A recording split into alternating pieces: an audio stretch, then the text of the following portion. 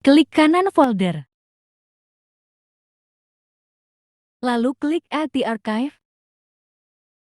Setelah itu, pada tampilan Archive, klik Set Password untuk memasukkan sandi.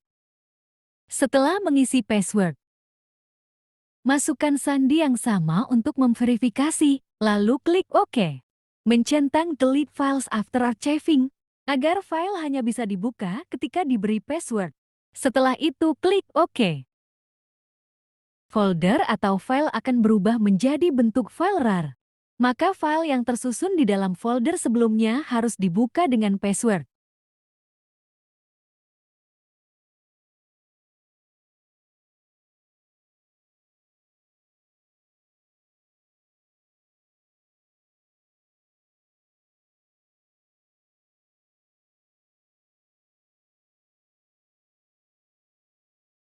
Audio Jungle.